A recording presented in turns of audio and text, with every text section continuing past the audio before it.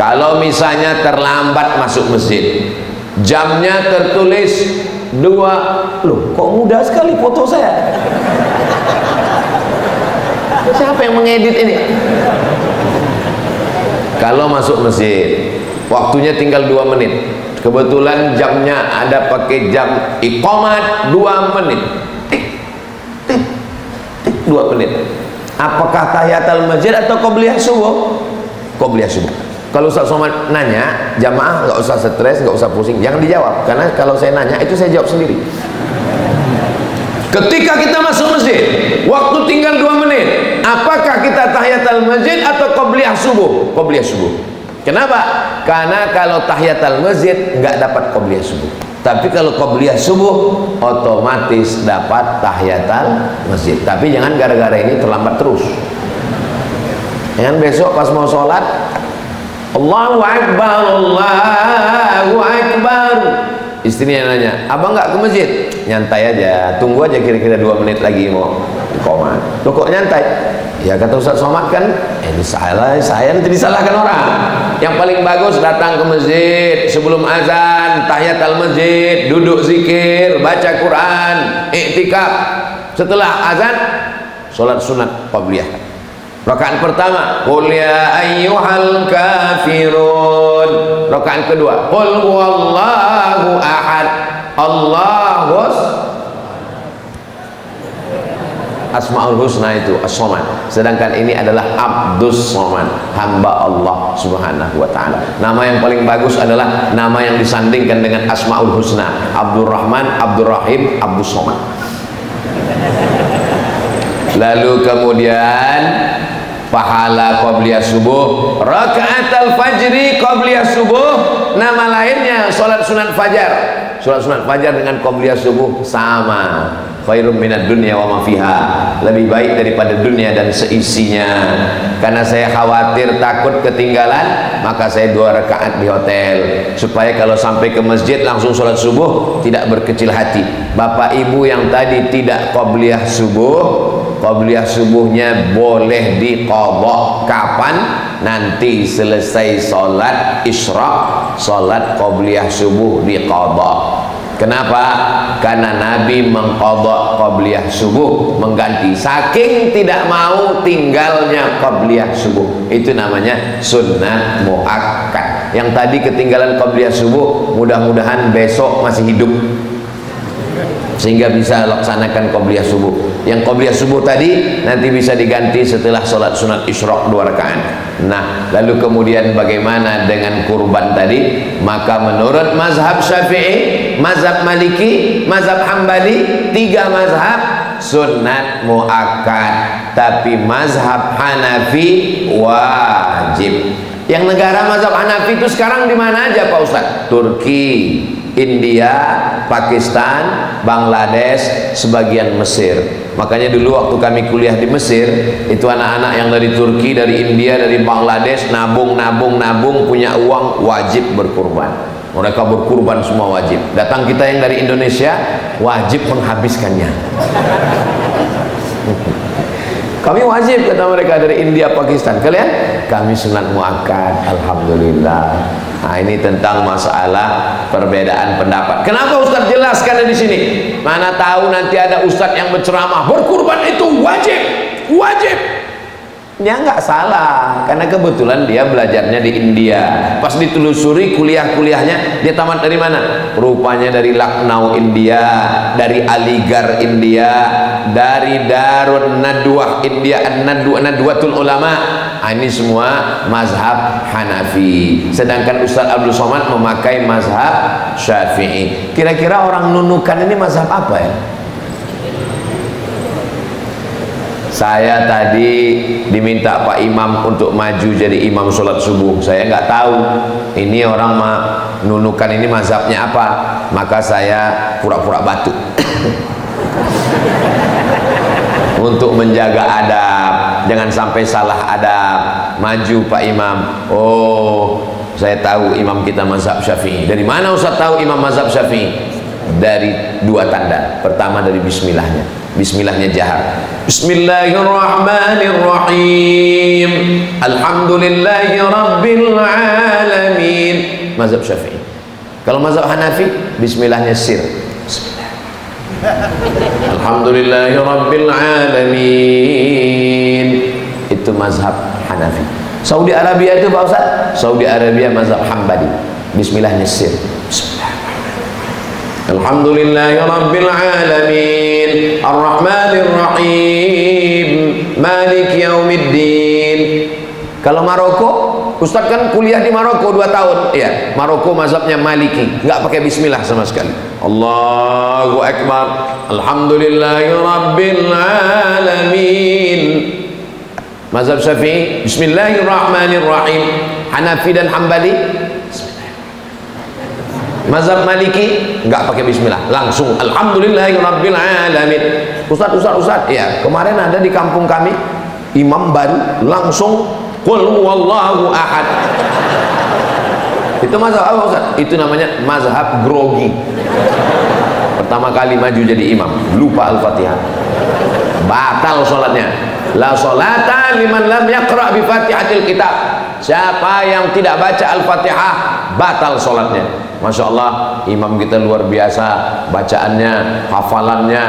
Maka anak-anak bapak ibu datang bawa ke masjid Al-Mujahidin Nunukan, ajarkan tahfiz Quran, storkan hafalan Quran, perbaiki bacaan idgham, ikhfa, gunnah, qalqalah. Jangan sampai ada anak Nunukan yang tidak bisa baca Quran. Siap bawa anak-anaknya untuk belajar Quran? Ingat, jangan ada dusta di antara kita.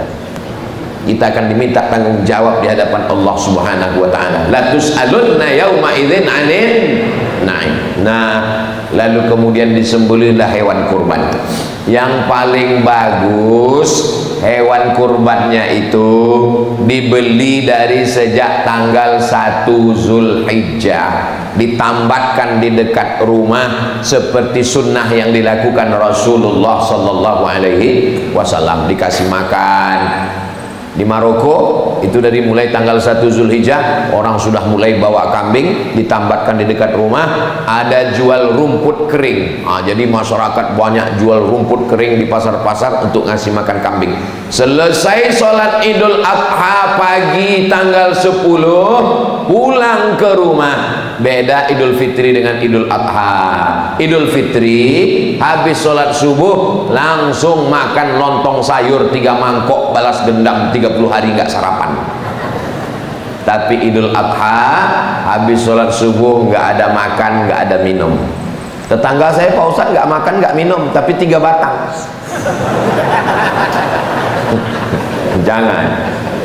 Jangan ini kita tahan hawa nafsu habis sholat subuh, tapi hukumnya sunnah bukan wajib. Ada juga saudara kita kalau dia nggak masuk 1 batang meninggal. Ini apa boleh buat? Maka ini wajib dia masuk 1 batang, kalau tidak dia meninggal. Lalu kemudian habis sholat subuh bersiap-siap takbir, Allahu Akbar, Allahu Akbar, Allahu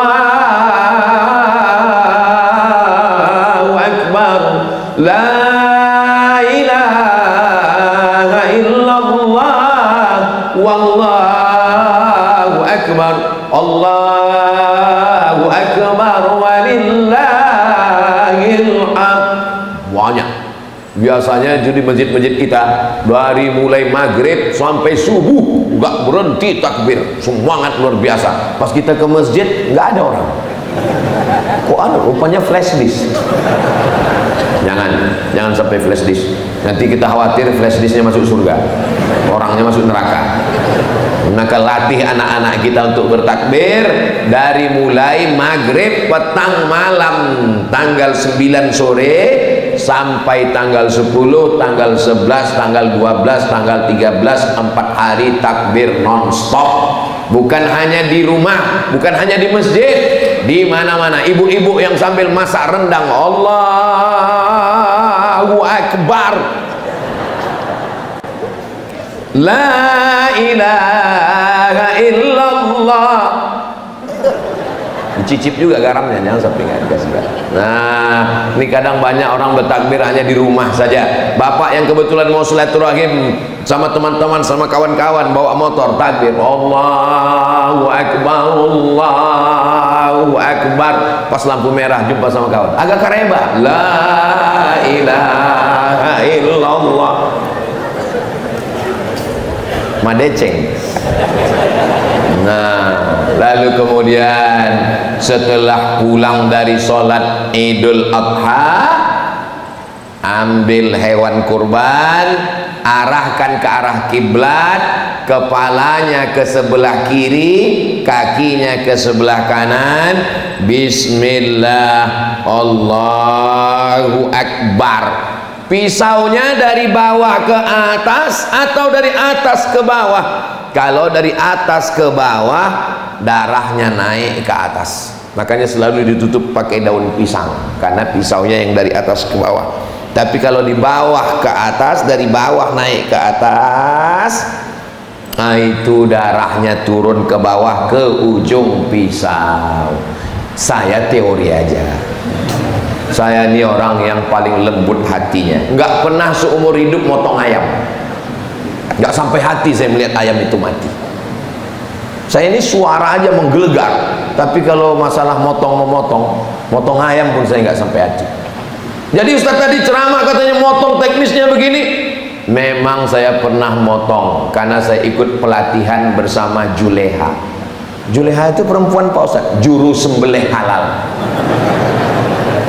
Pelatihan Ustaz Somad, Ustaz jangan cuma ceramah aja, motongnya gini Pak Ustaz, dari bawah naikkan ke atas Pak Ustaz. Oke, siap. Selesai sholat Idul Adha saya diajak motong, Ustaz siap motong. Tentu kita malu bilang nggak siap kan, kita Ustaz siap saya bilang, tapi dalam hati saya, ya Allah mati lagi sekali. Oh, tapi karena kamera sudah menyala, oke Ustaz, 1, 2, 3, siap potong, siap saya bilang, tarik, Bismillahirrahmanirrahim. Ada videonya, cari di YouTube, cari Ustaz Somad motong kurban, ada, masih ada insyaallah. Motong kurban, wal awwal wal akhir, itulah yang pertama dan terakhir, hanya untuk konten aja. Setelah itu saya tidak berani. Maka Bapak yang punya keberanian memotong, segera buat pelatihan, hubungi sahabat-sahabat saya dari juru sembelih halal, maka mereka akan mengajarkan cara potong yang baik. Bagi yang sudah ikut pelatihan, alhamdulillah. Untuk pertama, ke batang pisang aja dulu. Batang pisang. Jangan langsung ke sapi, takutnya sapinya nggak mati, Bapak pingsan. Ada orang punya keberanian luar biasa, tapi nggak punya ilmu. Potong, begitu selesai dipotong, dibuka talinya, sapinya tegak lagi. Kenapa? Rupanya yang putus baru urat makan, urat napasnya belum putus. Itu menyiksa binatang. Begitu dibuka talinya, sapinya berdiri. Langsung dipanggil Ustadz minta ruqyah. Katanya sapinya diganggu jin. Kata jin, kami nggak pernah ganggu sapi. Maka urat napas sama urat makan mesti putus dua-duanya, ditarik dengan pisau. Idza dzabhtum fa ahsinuz dzabhah. Kalau kamu menyembelih, sembelih dengan baik. Bagaimana cara menyembelih dengan baik? Falyuhidda syafratahu, pisaunya mesti tajam. Kalau Bapak nanti ke Pekanbaru, singgah ke rumah saya, itu banyak sekali golok-golok di atas itu, lebih 20 biji golok, dan tidak pernah dipakai. Untuk apa? Mempersiapkan kalau ada maling masuk. Nauzubillah, nauzubillah, nauzubillah. Tujuannya karena banyak jamaah yang mengasihi, mereka tahu saya suka golok, dikasihnya hadiah. Cara mengetes tajamnya, ambil kertas, kalau dia sudah tajam seperti pisau silet, maka itu tajam. Jangan seperti tahun-tahun lalu viral video motong kambing, sapi pakai pisau dapur, nggak putus-putus, menyiksa binatang. Menyasah-asah pisaunya jangan di depan mata kambing. Ada seorang sahabat Nabi mengasah pisau di depan mata kambing. Nabi marah. Apa kata Nabi? Aturidu antumitaha mautatin. Apakah kamu membuat kambing ini mau mati berkali-kali? Jangan asah pisau di depan mata kambing sapi, pucat kambing itu. Lihat. Agama Islam ini agama yang rahmatan lil kambing. Kambing tidak boleh ditakuti. sapi tidak boleh ditakuti. Kalau kambing sapi saja tidak boleh diteror, apalagi suami. Jangan sampai nanti diambil golok kurban. Bang, ini golok kurban, awas. Wal yuhidda syafratahu, tajamkan pisaunya. Wal yurih zabihatahu, buat binatang itu mati tenang. Sekali tarik, putus dua urat, habis darahnya keluar. Karena di darah itulah segala bakteri, penyakit. Sekarang banyak binatang yang tidak disembelih dengan baik, binatang yang mati karena tersedak. Diambil air keran, diputar, dimasukkan selang ke mulutnya, akhirnya binatang sapi, kerbau, lembu, kambing mati tersedak. Kenapa mereka melakukan itu? Supaya dagingnya berat, supaya di dalam daging itu ada darah, ada air. Maka zolim, aniaya, haram. Wahai pedagang daging, rumah potong, jangan kalian lakukan. Makan duit haram, ittaqu zulma, jangan zolim. Fa inna zulma zulumatun yaumal qiyamah. Sekarang ada lagi alat namanya, tulisannya stunning, macam pistol tapi nggak ada pelurunya, dia hanya besi di ujung. Itu kalau ditembakkan ke kening sapi, pup, kena otak kecilnya, sapi langsung tumbang, langsung mati. Kalau skalanya di atas 7, dia ada skalanya 7, 8, 9 kena otak mati. Boleh dipakai menurut fatwa Majelis Ulama Indonesia hanya stunning yang skala 7. Kalau 7 itu dia tak sampai mati, hanya sekedar bodoh aja. Sapi yang dari Australia, yang tidak pernah diikat, yang hidupnya di alam bebas, itu liar seperti banteng. Maka ditembak otak kecilnya, setelah ditembak dia bodoh, supaya mudah dipotong. Ada juga ibu-ibu yang minta belikan stunning ini dipakai untuk suaminya, supaya setelah ditembak dia bodoh. Abang, saya mau arisan, cuci pakaian, pel lantai, dah abang. Iyalah, itu kalau ada bapak-bapak seperti itu berarti udah kena stunning. Tidak boleh menembak sapi otak kecil sampai mati, tidak boleh. Tidak boleh disetrum pakai listrik, mati, nggak boleh. Maka dalam cara Islam diutuk. Makanya dulu ada penyakit namanya medco, gila, ko sapi, medco sapi gila. Kenapa bisa sapi gila? Karena orang barat sapinya tidak dipotong, darahnya menggumpal di dalam daging. Dagingnya diiris, langsung diletakkan di atas api, tidak matang, tidak dicuci, lepak dimakan, barbecue. Setelah itu langsung sapi gila. Coba kalau dipotong, bismillahi Allahu Akbar, darahnya keluar, dicuci bersih. Karena darah najis, haram. Darah kena kain, mesti dicuci. Darah najis, tidak boleh dimakan. Darah ditumpuk dalam piring, dikeringkan, dipotong, ditoco, haram, tidak boleh. Hurriman alaikumul maitatu, haram makan bangkai. Waddamu, darah. Walahmul khinzir, babi. Wal munkhaniqatu, binatang tercekik, terpukul, tertanduk. Wa ma akalas sabu'u, dimakan binatang buas, kepalanya putus, badannya tinggal, diterkam harimau, rusak, tidak boleh. Begitulah Islam mengajarkan kita. Fatibu biha nafsan, sucikan diri kamu. Nah, setelah disembelih, bismillahirrahmanirrahim, Allahu Akbar, dibelah, diambil hatinya. Kenapa diambil hatinya? Karena Nabi makan hati hewan kurbannya. Kenapa tidak dagingnya? Karena kalau dagingnya prosesnya lama, mengkulitinya lagi. Ambil hatinya, potong, cuci bersih, kasih dengan limau jeruk, lalu kemudian kasih garam, bakar, makan. Itulah makanan pertama di hari kurban yang paling afdal. Bismillahirrahmanirrahim. Yummy. Fakulu minha. Ustaz, kalau saya berkurban boleh saya makan daging kurban saya?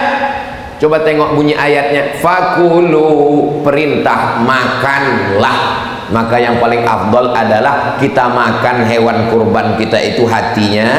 Setelah itu sisanya, wa at'imul ba'isal faqir, bagikan ke fakir miskin. Ini yang paling afdal. Makanya nanti kalau ada jamaah Masjid Al-Mujahidin Nunukan, pas ditanya, Pak, Bapak kurban? Ya. Bapak mau dagingnya? Bapak, ini kupon untuk Bapak. Bapak dapat 2 kupon ya. Ini kupon sebagai peserta, ini kupon sebagai masyarakat. Saya nggak mau kuponnya. Terus saya mau dagingnya aja. Yang paling bagus Pak, yang paling bagus Bu, jangan diambil, serahkan semua ke fakir miskin. Tapi kalau dikasih, diterima. Ustadz sendiri kalau dikasih nggak ada tolak daging, yang ada tolak bala. Jadi daging kambing, daging sapi boleh. Jadi boleh dimakan Pak Ustadz. Memang disuruh Allah Ta'ala. Yang haram itu yang mana? Yang haram itu kalau kurban nazar. Kurban nazar nggak boleh. Ya Allah, saya bernazar, nanti kalau anak saya lulus PNS, saya berkurban ya Allah untuk fakir miskin. Tapi kalau nggak lulus sampai mati, saya nggak berkurban. Itu nggak boleh. Kurban nazar itu namanya kurban wajib. Kurban itu sunnah, tapi karena sunnah menjadi nazar, menjadi wajib, haram dimakan. Kalau nazarnya untuk fakir miskin, serahkan semua. Yang haram itu yang mana? Lebih dari 1/3. Jadi boleh dimakan paling banyak 1/3. Ini kambing, bagi 1/3 untuk keluarga di rumah, 1/3 untuk jiran kawan tetangga, 1/3 untuk fakir miskin. Tapi jangan gara-gara ini nanti pas rapat sama jamaah panitia kurban kena gara-gara ceramah Ustaz Somad, saya minta 1/3. Kalau sudah kebiasaan kita dapat 2 kupon, 1 kuponnya sekilo, sekilo setengah, setengah kilo, ya udah cukup lah itu, jangan sampai minta 1/3. Ini sekarang banyak juga jamaah ini datang ke masjid bawa kambing. Pak Ustadz, ketua panitia, iya, ini kambing saya tolong urus, setelah dipotong antarkan ke rumah, dagingnya, kepalanya, ekornya, kulitnya. Kalau ada jamaah model begini, Bapak ketua panitia jangan marah-marah, kasih tahu sama dia, bawa kambingmu, potong sendiri, makan sendiri, mati kau sendiri. Ini kita kan bermasyarakat. Aslinya Nabi ambil potong sendiri, tapi karena saya sibuk tidak sempat, maka saya perlu bantuan panitia. Itulah asal usul, asal muasal kronologis munculnya panitia kurban. Assalamualaikum Bapak Ketua Pengurus Masjid Al-Mujahidin Nunukan. Ya, saya nggak sanggup beli kambing. Bapak bisa carikan kambing? Bisa Pak Ustadz. Kami tinggal hubungi www.kambing.com. Bisa tolong bawakan kambingnya? Bisa. Bisa tolong carikan tukang potong? Bisa. Maka ada transportasi, nyari, survei, bawa, jaga malam, tukang potong. Makanya dalam uang iuran itu akadnya tolong diperbaiki. Ini untuk kurban saya. Nanti uangnya kalau sisa mesti dikembalikan. Lalu bagaimana caranya? Ini uang kurban saya beserta operasional tunai. Operasional itu untuk apa? 3. Untuk survei dan mencari kambing, sapi, lembu, kerbau. Untuk membawa transportasi dari daerah ke masjid. Kan tidak langsung dipotong, ada jaga malam, uang kopi, uang yang jaga itu diambil dari uang operasional. Kalau di tempat saya sekarang iurannya 2,9 juta. Di Nunukan berapa sekarang Pak Imam? 3 juta. Masya Allah, itu pasti sapinya terbuat dari emas.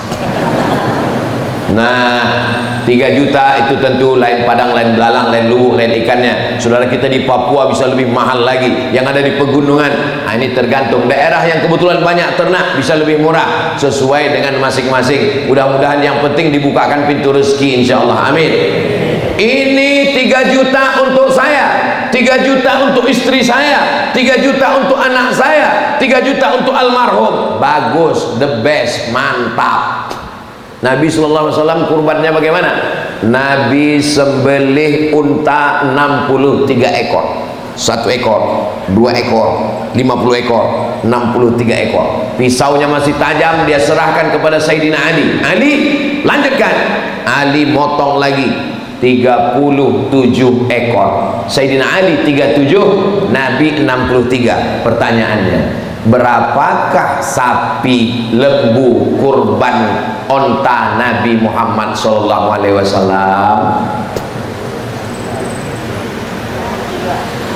Kalau tuan berteman-teman dengan teman ke Tanjung Katung, memang susah. Kalau jamaah belum sarapan, memang susah diajak berhitung. Nabi 63 ekor, Sayyidina Ali 37, 63 tambah 37 100 ekor. Jadi kalau bapak ibu mau ikut sunnah Nabi SAW, berkurbanlah 100 ekor onta. Amin. Dari bunyi aminnya nggak yakin saya. Mudah-mudahan dibukakan pintu rezeki, anak-anak kita nanti berkurban 100 ekor sapi limosin dari Australia. Amin. Begitu. Ini sekarang viral video artis orang kaya kurban satu sapi limosin harga 1 miliar. Upil. Nggak ada apa-apanya dibandingkan Nabi, tapi mereka udah mau berkurban, itu udah the best, sudah bagus. Mudah-mudahan tetap dikasih motivasi, artis-artis, pejabat-pejabat, orang-orang kaya makin banyak. Tapi jangan kau sangka kurban itu sudah banyak, karena kalau dibandingkan kurban Nabi, Nabi berkurban 100 ekor sendirian. Itulah dalil bahwa kurban Nabi tidak pernah absen setiap tahun. Kenapa? Karena waktu dia motong 63 ekor. Sahabat Nabi tidak tahu rahasia kenapa 63 ekor. Setelah Nabi meninggal baru mereka tahu. Kenapa berhenti pada angka 63? Ternyata Nabi meninggal umur 63 tahun. Nanti bapak ibu, kalau kebetulan ada orang nunukan yang punya 100 ekor, ibu lihat bapak berhenti di angka berapa.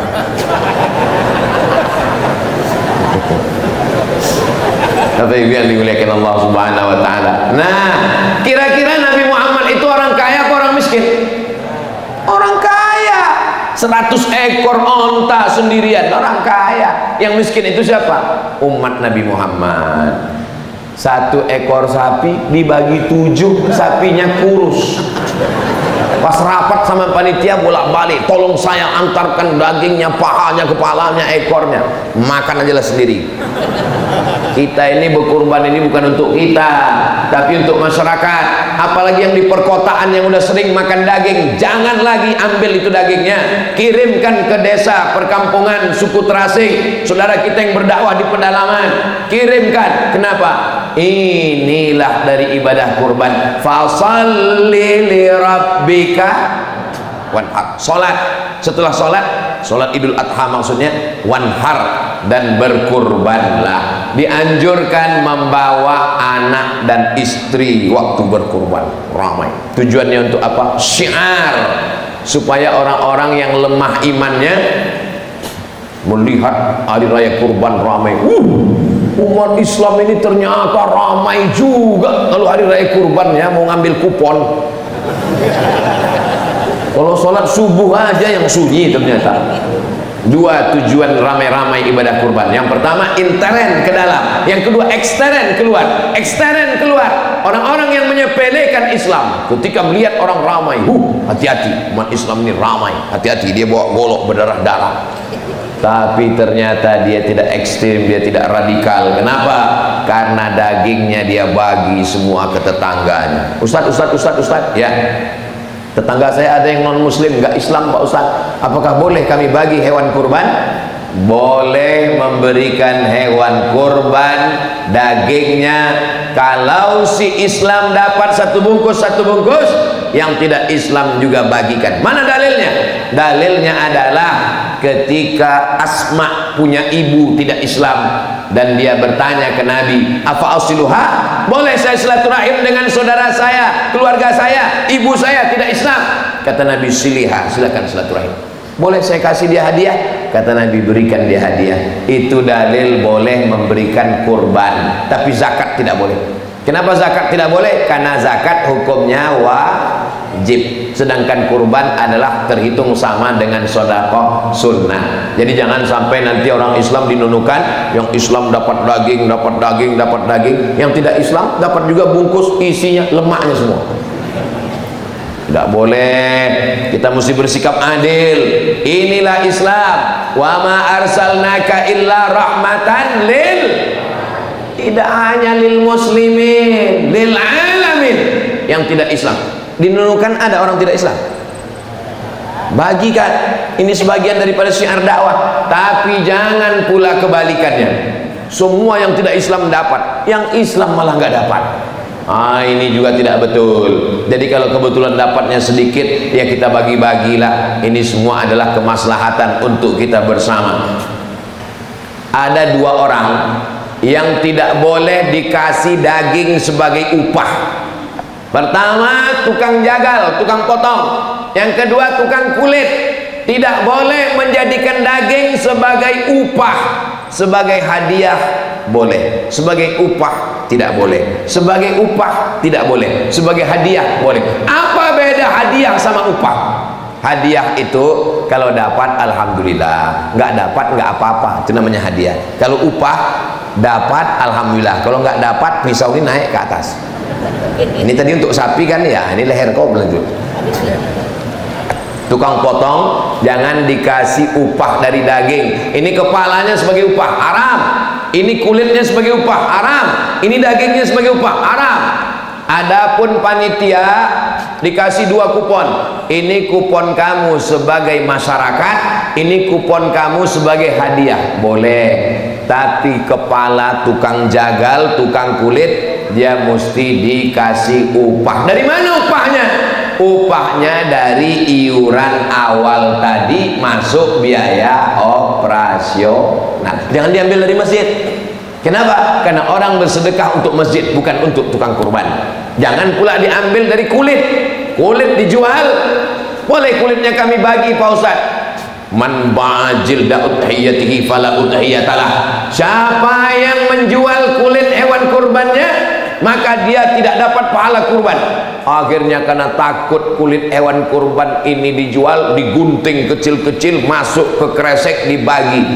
Hari kedua kampung kita mau bangkai karena semua kulit dibuang, nggak ada yang bisa ngolah. Jadi kulit ini jangan dipotong. Kalau begitu dijual, katanya dijual nggak ada pahalanya. Gimana caranya? Merubah kulit jadi duit boleh. Assalamualaikum. Waalaikumsalam. Apa betul ini kulit.com? Betul. Bisa olah kulit kami jadi gendang rebana, jadi bedul, olah kulit jadi kerupuk, bisa kami olah. Berapa harga satu kulit? 200. Ada 10 ekor, berarti 2 juta. Duitnya jangan lagi diambil. Masjid tidak punya hak, panitia tidak punya hak. Serahkanlah kepada fakir miskin. Fakir miskin, iya. Kamu mau ngambil kulit, kami nggak bisa ngolah kulit, sudah jadi duit, mau? Mau? Bagikan ke fakir miskin. Ini teknis yang sifatnya tahunan. Yang lalu-lalu apa boleh buat, mudah-mudahan Allah mengampuni dosa-dosa kita. Tapi untuk yang akan datang, kita perbaiki dengan sebaik-baiknya. Daging bertimbun, satu gunung daging semuanya, belum dibagi. Datang si ibu ngambil daging, datang si bapak ambil, cincang potong halus-halus, masak. Panitia, ayo kita makan daging. Daging siapa yang kau makan? Ini daging belum dibagi, berarti kau makan haram. Jadi kalau gitu kita pagi ini makan apa? Makan lontong. Oh nggak bisa, panitia kalau makan lontong dia nggak bertenaga. Gimana dia mau motong daging makan lontong? Jadi caranya bagaimana supaya menghalalkan daging yang dimakan ini? Caranya diminta kepada pemilik sapi yang pertama. Pemilik sapi pertama, Bapak Insinyur, Bapak Fulan, Bapak Dokter Andus, Bapak Kiai. Bapak 7 orang pemilik sapi pertama. Iya. Boleh kami minta 5 kilo untuk sarapan pagi panitia pagi ini? Yang 6 setuju, ada 1 yang nggak setuju. Enggak, angkat golok. Boleh ya Pak ya? Boleh ya? Iya boleh. Karena mereka punya jatah sepertiga di situ. Jadi kalau daging itu beratnya 20 kilo, 21 kilo bagi 7, jadi ada masing-masing tuh jatah 3 kilo, diambil jatah dia itu sebagai sedekah supaya panitia jangan semena-mena. Karena ini adalah amanah, akan diminta tanggung jawab di hadapan Allah Subhanahu wa taala. Sekecil apapun yang kita ambil, faman ya'mal mithqala dzarratin khairan. Tapi jangan gara-gara ceramah Ustaz Somad ini semua panitia mengundurkan diri. Besok unjuk rasa di Nunukan, semua panitia kurban mengundurkan diri gara-gara ceramah Ustaz Somad mempersulit. Insya Allah ini semua untuk menjaga kita. Insya Allah mudah-mudahan penyelenggaraan hewan kurban tahun ini lebih baik daripada tahun-tahun sebelumnya. Insya Allah yang belum membayar setoran hewan kurban, bayarkan segera, setorkan segera. Ingat, malaikat maut sudah di pelabuhan. Jangan sampai nanti kita mau berkurban ternyata kesempatan sudah tidak ada lagi, meleleh air mata darah, mau hidup lagi berkurban. Saudara kita yang meninggal kemarin itu, mereka tidak tahu bahwa mereka akan mati, mereka akan menyangka hidup sampai sholat Idul Adha. Kita yang sekarang menyangka hidup sampai Idul Adha. Mohon maaf, jangan tersinggung. Ada di antara bapak ibu ini yang yakin hidup sampai Idul Adha. Ustadz pun nggak yakin sampai Idul Adha, nggak tahu juga. Bisa jadi pulang dari sini masih tetap hidup, insya Allah. Masalah mati ini nggak usah terlalu takut, nggak usah terlalu dipikirkan. Betapa banyak yang diponis dokter mati, nggak mati-mati, dokternya mati duluan. Berapa banyak yang dikatakan orang sehat, jogging, habis jogging mati, habis olahraga mati. Nah, maka jangan sampai kita putus asa. Insya Allah kalau dilihat dari senyumannya, dari ketawanya bapak-bapak ibu pagi ini umurnya masih panjang. Tapi nggak tahu juga ya. Insya Allah yang penting niat panjang umur, murah rezeki. Insya Allah saya akan berkurban. Bagaimana kalau mati? Maka niatnya sudah sampai. Innamal a'malu binniyat wa innamal likulli imri'in ma nawa. Sekarang kita sudah sampai jam 6.20. Tadi saya mulai tausiah ini jam 6.15. Sekarang sudah jam 6.20. Ini sudah keluar dari kode etik 600 ml. Mudah-mudahan keluarga kita sakinah mawaddah warahmah, pemimpin kita adil dan amanah, Kabupaten Nunukan baldatun thayyibatun wa rabbun ghafur, rezeki berlimpah bisa berkurban di hari yang penuh dengan berkah. Ala hadhihi niyyah wa kulli niyatin salihah. Al-Fatihah.